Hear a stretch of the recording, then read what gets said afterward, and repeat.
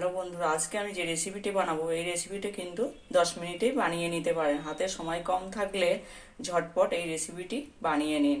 রেসিপিটি যেমনই হেলদি এবং তেমনই স্বাস্থ্যকর। রুটি করতে ভালো না লাগলে ঝটপট এই রেসিপিটি আপনারা বানিয়ে নিতে পারেন। এর জন্য কিছুই লাগছে না। এর জন্য প্রথমে আমি নিয়ে নেব 1 বাটি আটা,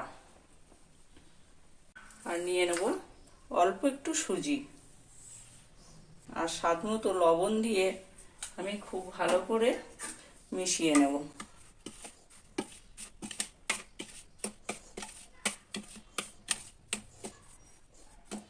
এবার অল্প অল্প জল দিয়ে ব্যাটারটা তৈরি করে নেব।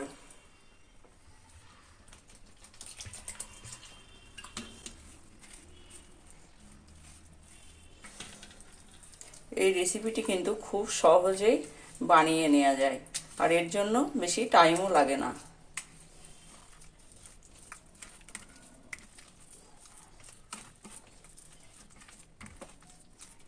আমি অল্প অল্প করে জল দিয়ে ব্যাটারটা তৈরি করে নেব, একবারে বেশি জল দেব না।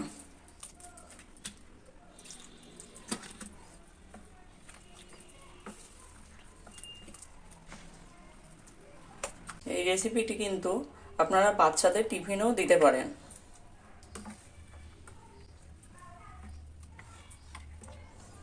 এই রেসিপিটার জন্য আমার কোনো মশলা বা বেশি তেল আমি কিন্তু ব্যবহার করব না। রেসিপিটিও কিন্তু খুবই হেলদি। যারা তেল মশলা কম খান তাদের জন্য রেসিপিটি খুব ভালো।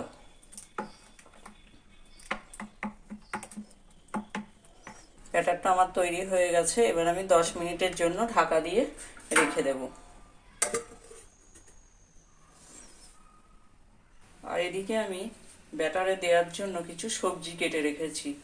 সবজিগুলো হলো গ্রেট করে রাখা গাজর, আলু, টমেটো কুচি, ধনেপাতা আর কাঁচা লঙ্কা।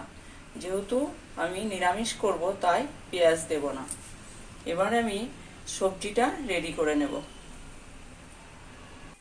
এবার আমি কড়াইতে তেল দিয়ে আলুটা একটু ভেজে নেব।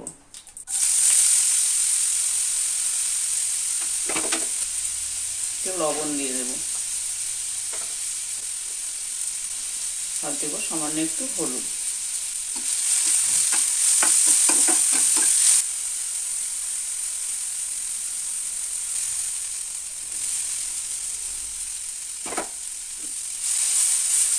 গাজরটাও একটু ভাজা ভাজা করে নেব।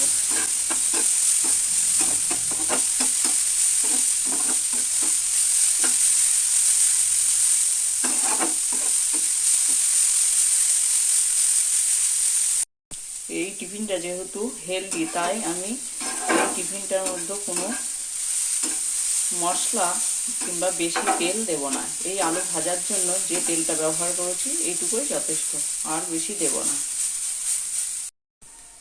এবার আমি কাঁচা লঙ্কা আর টমেটোটা দিয়ে দেবো।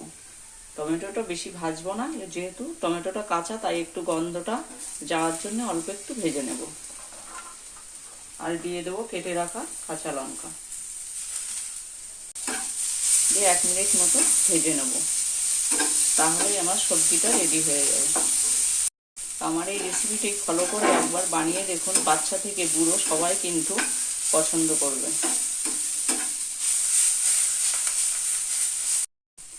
সবজিটা আমার ভাজা হয়ে গেছে, এবার আমি নামিয়ে নেব। এবার আগে থেকে যে ব্যাটারটা তৈরি করে রেখেছিলাম সেই ব্যাটারের মধ্যে আমি সবজিটা দিয়ে দেব,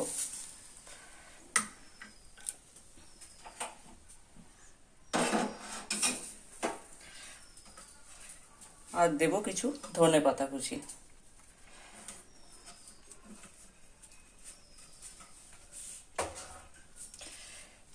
এবার আমি ব্যাটারের সাথে সবজিটাকে খুব ভালো করে মিশিয়ে নেব।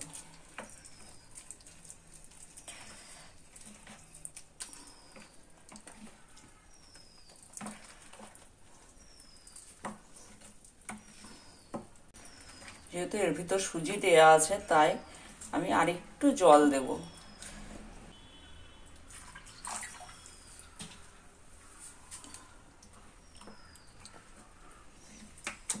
ব্যাটারটা আমার তৈরি হয়ে গেছে। এবার আমি কড়াইতে দিয়ে দেব। এবার কড়াইতে অল্প একটু তেল দিয়ে 1 হাতা ব্যাটার দিয়ে দেব।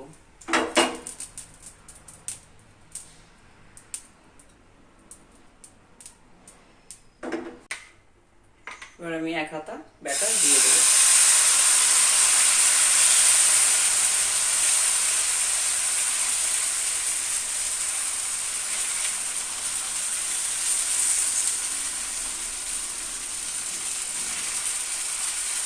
হাতার সাহায্যে সাইডটা আমি গোল করে নেব।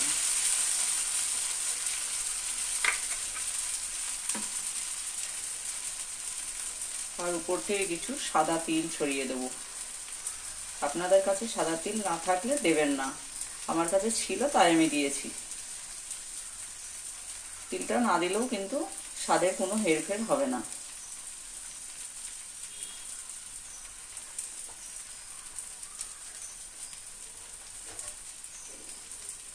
এবার আমি একটা থালা দিয়ে একটু ঢেকে দেব। এবার ঢাকনাটা খুলে অন্য পিঠটাও উল্টে দেব।